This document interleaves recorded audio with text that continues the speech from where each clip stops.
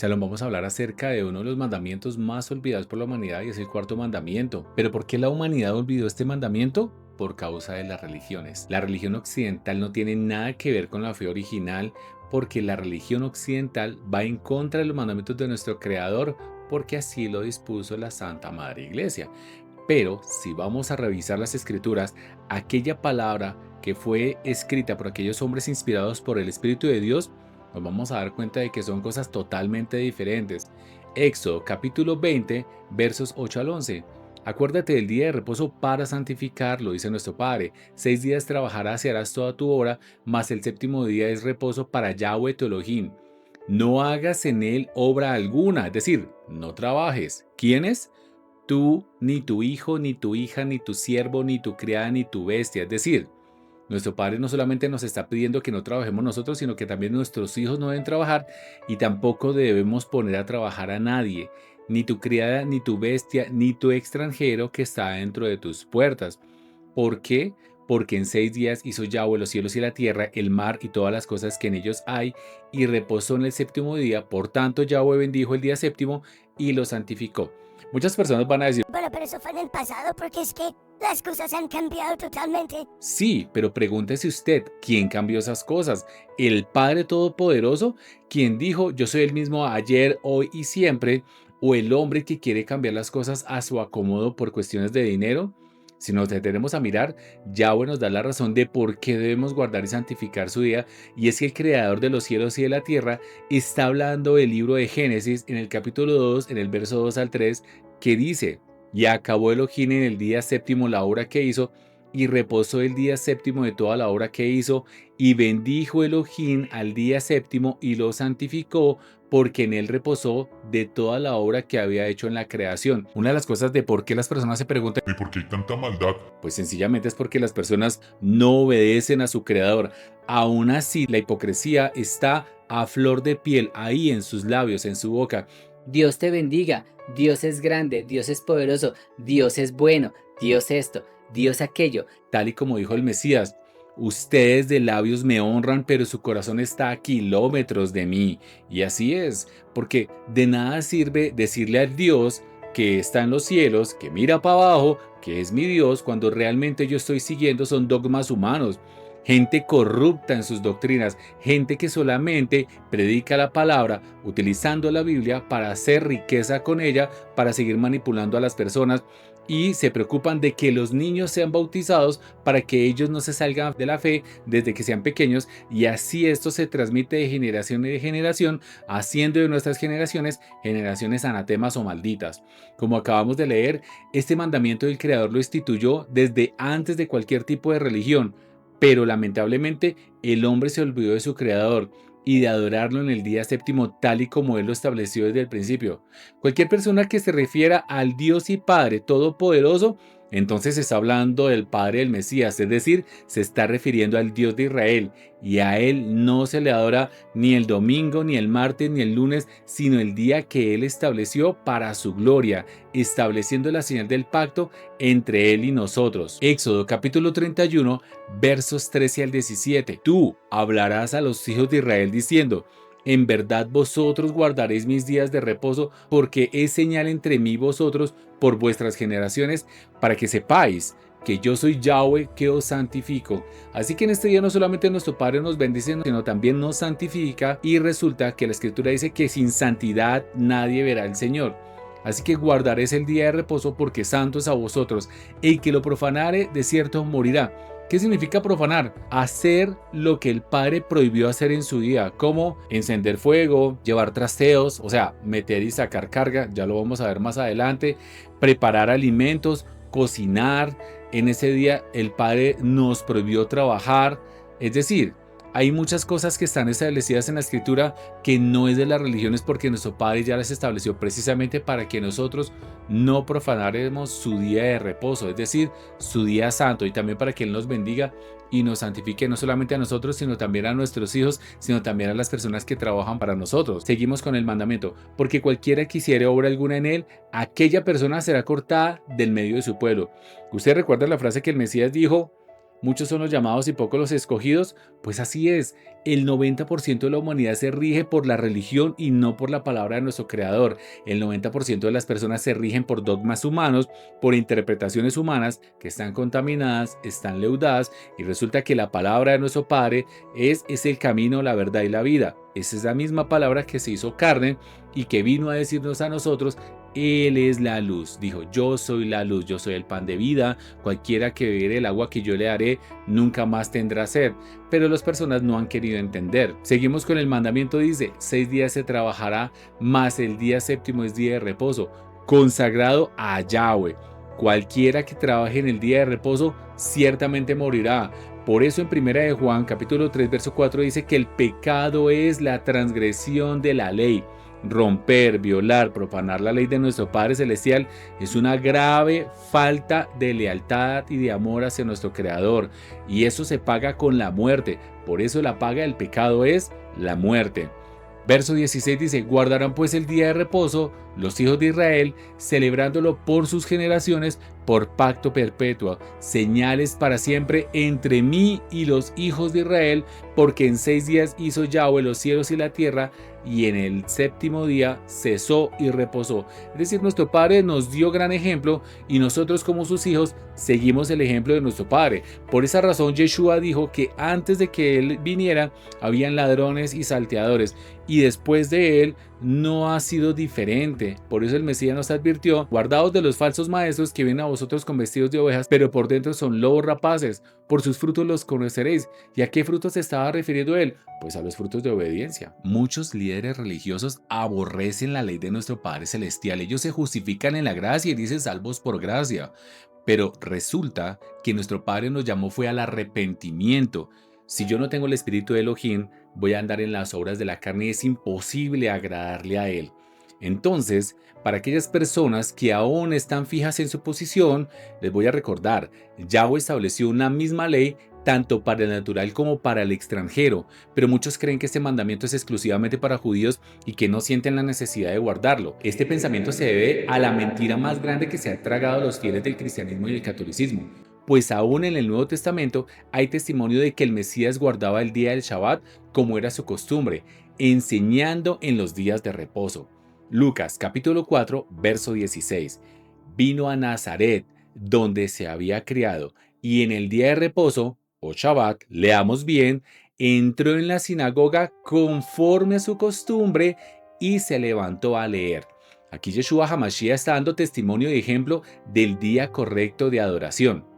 Veamos qué dice el Mesías con respecto a este mandamiento. Mateo capítulo 12, versos 6 al 8. Pues os digo que uno mayor que el templo está aquí, y si supieseis qué significa misericordia quiero y no sacrificio, no condenarías a los inocentes, porque el Hijo del Hombre es Señor del día de reposo. Yeshua nunca habló en contra del día de reposo de su Padre, pero los líderes religiosos, aquellas ovejas que por dentro son lobos rapaces, sí se sienten con esas facultades. El problema de la confusión radica en que las religiones engañan y las personas creen todo lo que dicen porque no leen la Biblia. Nuestro Padre Celestial nunca pidió que fuéramos a misa un domingo o que fuéramos a culto un domingo. Eso lo estableció el hombre a través de la misma religión. Si Yahweh estableció un día de oración semanal es porque Él espera que todos obedezcamos. Jeremías capítulo 17 versos 21 al 23. Así ha dicho Yahweh: guardaos por vuestra vida de llevar carga en el día de reposo y de meterla por las puertas de Jerusalén.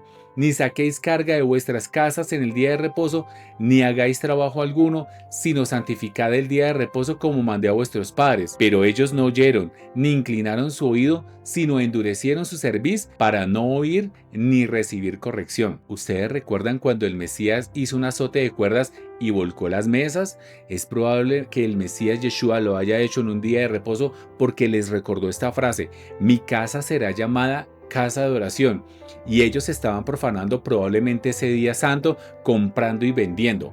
Mateo capítulo 21 versos 12 y 13.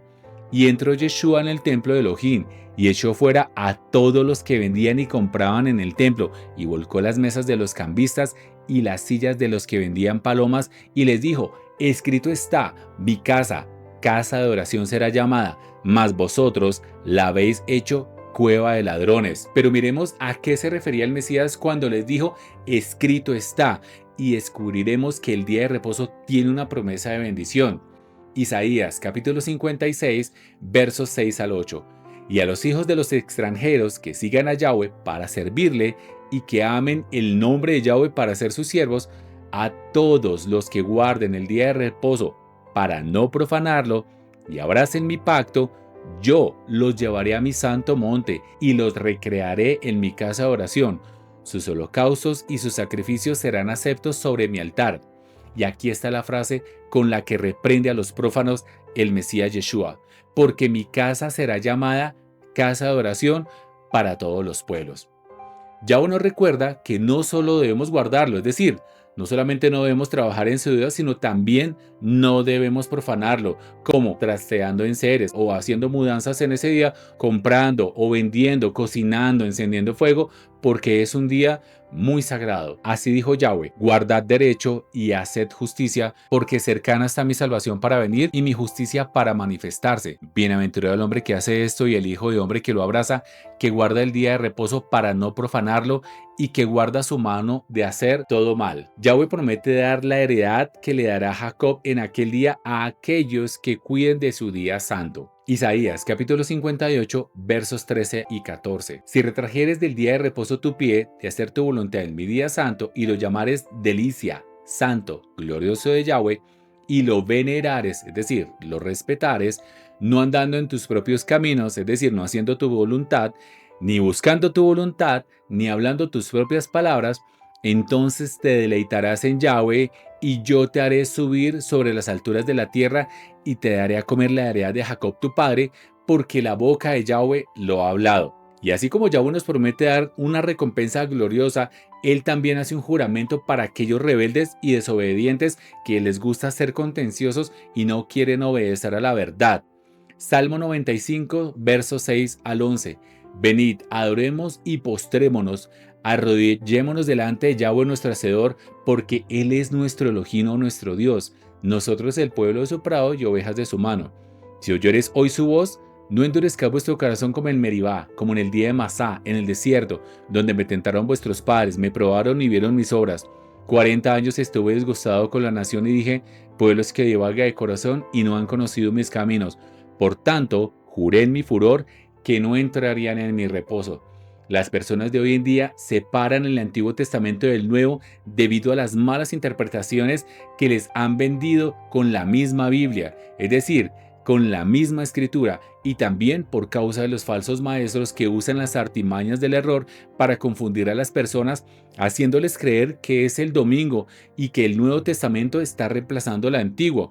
Pero el Nuevo Testamento nos hace una seria advertencia. Hebreos capítulo 3 versos 12 al 19. Mirad, hermanos, que no haya en ninguno de vosotros corazón malo de incredulidad para apartarse del Elohim vivo. Antes, exhortaos los unos a los otros cada día, entre tanto que se dice hoy, para que ninguno de vosotros se endurezca por el engaño del pecado. Porque somos hechos participantes de Cristo o del Mesías, con tal que retengamos firme hasta el fin nuestra confianza del principio. Si aquí nos están hablando del principio, entonces estamos hablando de Bereshit, es decir, de Génesis, precisamente en el capítulo 2, donde nuestro Padre Celestial nos da testimonio y ejemplo de que Él reposó de sus obras para que nosotros también reposásemos de las nuestras. En tanto que se dice, si oyeres hoy su voz, no endurezcáis vuestros corazones como en el día de la provocación. Cuando Israel salió de Egipto, a esas personas no le fue muy bien porque venían llenas de malas costumbres, llenas de ser contenciosas, y nuestro Padre por eso no las quiso perdonar y quedaron postradas en el desierto. ¿Quiénes fueron los que, habiendo oído, le provocaron? ¿No fueron todos los que salieron de Egipto por mano de Moisés? ¿Y con quiénes estuvo el disgustado 40 años? ¿No fue con los que pecaron, cuyos cuerpos cayeron en el desierto? ¿Y a quienes juró que no entrarían en su reposo, sino a aquellos que desobedecieron? Y vemos que no pudieron entrar a causa de incredulidad. Es decir, El reposo no era un día cualquiera, y este verso no habla o de una montaña o de un terreno de tierra, sino de la salvación misma del alma, porque Cristo es la roca que lo seguía. Hebreos capítulo 4, versos 1 y 2. Temamos pues, no sea que permaneciendo aún la promesa de entrar en su reposo, alguno de vosotros parezca no haberlo alcanzado, porque también a nosotros se nos ha anunciado la buena nueva como a ellos, pero no les aprovechó el oír la palabra por no ir acompañada de fe en los que la oyeron. Resulta que estas personas, a pesar de que vieron todas esas señales que el Padre no solamente les defendió de sus enemigos cuando abrió el mar, lo dividió para que su pueblo pasara, les dio agua, les dio comida, estas personas aún así no creían a sus palabras y se rebelaban una y otra vez, una y otra vez. Los salmos dan testimonio de que ellos no estaban sacrificando adoración o libación al Padre, sino a sus dioses paganos que habían traído de Egipto, y muchas veces provocaron al Padre en el desierto, y Él muchas veces los perdonó hasta que le colmaron su santa paciencia y terminó destruyéndolos. Pero los que hemos creído entramos en el reposo, de la manera que dijo: por tanto, juré en mi ira, no entrarán en mi reposo, aunque las obras suyas estaban acabadas desde la fundación del mundo. Es decir, aquí vemos que en este verso nos confirman de que nuestro Padre nos dio ejemplo de que teníamos que reposar precisamente como Él reposó de sus obras, porque en cierto lugar dijo así el séptimo día: y reposó Elohim de todas sus obras en el séptimo día, y otra vez aquí: no entrarán en mi reposo. Por lo tanto, puesto que falta que algunos entren en él, y aquellos a quienes primero se les anunció la buena nueva, no entraron por causa de desobediencia. Si ustedes creen que el evangelio, las buenas nuevas o las besorot, como les llaman en hebreo, esto es de ahorita, mire, usted realmente ha estado engañado toda su vida, porque nuestro Padre siempre ha predicado el evangelio por mano de sus siervos. Miremos el ejemplo de Noé. Esas personas de esa generación no se salvaron. ¿Por qué? Por desobedientes, por rebeldes y por incrédulos. Cuando Israel salió de Egipto, de 600,000 personas, contando solamente los hombres, muchas personas no pasaron a la tierra prometida porque no quisieron obedecer al Padre Celestial. Y otra vez se va a repetir la misma historia. Nuestro Padre nos mandó a su Hijo para llamarnos al arrepentimiento, pero creemos que tenemos la razón y que podemos salirnos con la nuestra y decir en aquel día: Perdona a los padres porque realmente no entendimos. y realmente que la escritura es para niños. La escritura no es para físicos, para matemáticos ni para astronautas. Nuestro Padre nos está diciendo su palabra y nosotros simplemente tenemos es que obedecer. Ahí no hay nada más que buscarle. Pero el problema es que nosotros siempre queremos tener la razón y siempre queremos hacer lo que nos place. Otra vez determina un día hoy, diciendo después de tanto tiempo por medio de David, como se dijo: si oyeres hoy su voz, no endurezcáis vuestros corazones, porque si Josué les hubiera dado el reposo, no hablaría después de otro día. Muchas personas creen que los fariseos y los saduceos guardaban el día de reposo, y no, ellos también lo profanaban. No solamente compraban, vendían, sino también le habían añadido cosas a este día. Así que es importante que nosotros entendamos que nuestro Padre nunca ha cambiado su mandamiento. Por eso en este verso dice que Josué tampoco cambió el mandamiento, porque resulta que Josué fue el sucesor de Moisés. Y resulta que Moisés puso sus manos en Josué para cederle la autoridad, para darle parte de su espíritu. ¿Para qué? Para que pudiera guiar al pueblo. Y Yeshua nos está llamando precisamente a que obedezcamos a su Padre. Por tanto, queda un reposo para el pueblo de Elohim. Porque el que ha entrado en su reposo, es decir, el que obedece, también ha reposado de sus obras como Elohim de las suyas. Procuremos, pues, entrar en aquel reposo para que ninguno caiga en semejante ejemplo de desobediencia. Recordemos que la desobediencia se pagará con nuestras almas, es decir, con la vida. Porque la palabra de Elohim es viva y eficaz y más cortante que toda espada de dos filos, y penetra hasta partir el alma y el espíritu, las coyunturas y los tuétanos, y discierne los pensamientos y las intenciones del corazón. Y no hay cosa creada que no sea manifestada en su presencia. Antes bien, todas las cosas están desnudas y abiertas a los ojos de aquel a quien tenemos que dar cuenta. Vamos a dar cuentas al Dios verdadero y no al Dios imaginario que se inventó la religión. Alguien que no se conmueve con lágrimas, sino con la obediencia. si es que en verdad estamos arrepentidos de violar una y otra vez su ley como hicieron aquellos hombres en el pasado. Eso de predicar salvos por gracia y no obedecer a la Escritura, eso es para los duros de corazón que reposan en Cristo, pues el reposo para ellos es un estado mental, pero el reposo que nuestro Padre nos mandó es un reposo no solamente espiritual, sino también físico, es decir, tenemos que obedecer, porque el reposo es la inclinación del alma a obedecer a aquel a quien debemos dar cuenta. Y si no hacemos caso, y si no vamos a obedecer, entonces, ¿qué vamos a esperar? Así que hoy es hora de tomar una decisión porque nadie tiene la vida comprada. Como vemos, Elohim no piensa perdonar a aquellos que le desobedezcan. Y ahora pongámonos a pensar la cantidad de personas que están en el catolicismo, en el cristianismo y en sus diferentes denominaciones que obedecen más al hombre, pero al mismo tiempo desobedecen al Elohim y Padre por desconocimiento de este mandamiento. En efecto, hay personas que son enemigas del cuarto mandamiento de Dios y se autojustifican a sí mismas diciendo que ellos reposan en Cristo, es decir, utilizan una metáfora para justificar su necedad, su rebelión y su desobediencia. Es como si el bautismo en el nombre de Jesús les hubiera concedido una licencia para vivir en pecado, en rebelión y en desobediencia. Lo que ignoran ellos es que Yeshua, el Mesías o Jesucristo, no perdonará la rebelión de estas personas hacia su Padre, porque Él fue muy claro en decir que no todo el que le dijera Señor entraría en el reino de su Padre, sino el que hiciera la voluntad de su Padre. Y aquí vemos una condición.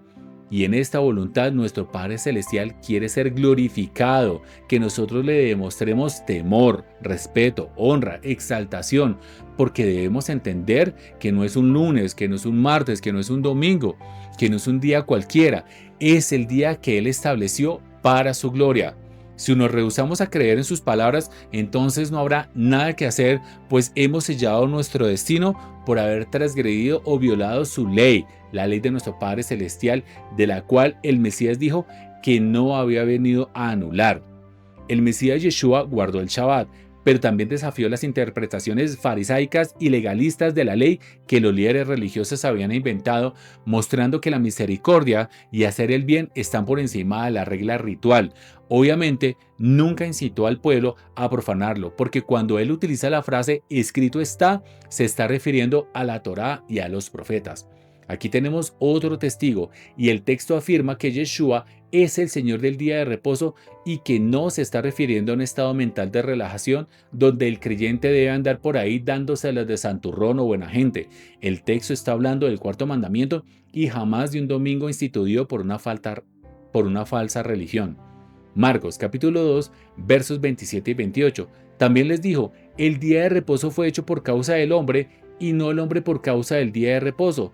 Por tanto, el Hijo del Hombre es Señor aún del día de reposo. Yeshua justifica sanar, dar alimentos, hacer misericordia en Shabbat diciendo, Mateo capítulo 12 verso 12, pues ¿cuánto más vale un hombre que una oveja? Así que es lícito hacer el bien en los días de reposo. A eso el Mesías le llama trabajar, es decir, un acto no remunerado, un acto de caridad o de misericordia.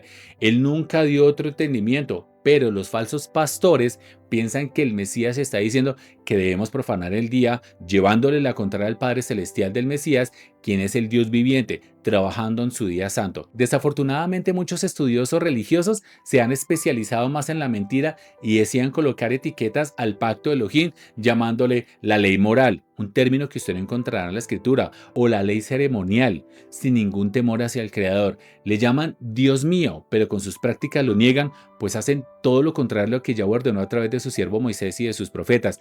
Ni siquiera el Mesías, siendo el unigénito de Dios, se atrevió a modificar o a cancelar la ley de su Padre, pero a estos pastores y sacerdotes parece no importarles. Mateo capítulo 5, verso 17.